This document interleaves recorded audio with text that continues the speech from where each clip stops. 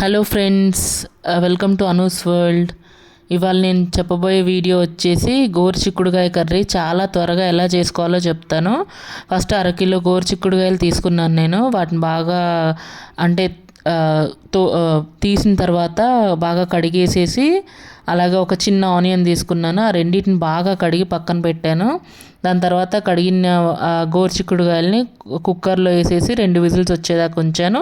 లేతవైతే 2 whistles చాలు, ముదురువైతే ఒక 3 whistles పెట్టేస్తే సరిపోతుంది.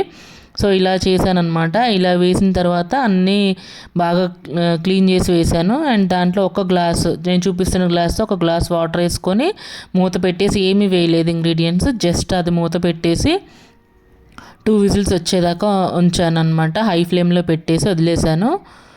2 విజిల్స్ వచ్చాక తీసాను. ఈ లోపల మనం పక్కన ఒక కళాయి పెట్టేసుకొని దాంట్లో తాలింపు వేసుకున్నాం. తాలింపు సరిపడా నూనె, తాలింపు గింజలు, ఉల్లిగడ్డలు, అలాగే 2 పచ్చిమిరపకాయలు కలిపేసేసి తాలింపు వేసాను అనమాట కర్రీ కోసము.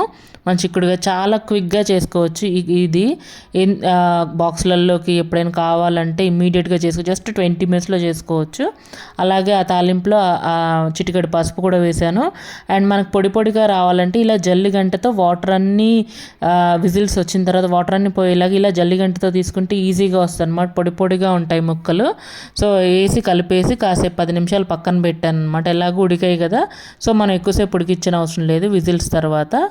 సో దీంట్లో 2 టేబుల్ స్పూన్ల కారము, 1 టేబుల్ స్పూను ఉప్పు కలిపాను అనమాట. చాలా అంటే చాలా త్వరగా అయిపోతుంది. 15 మినిట్స్లో కర్రీ అయిపోతుంది మీకు.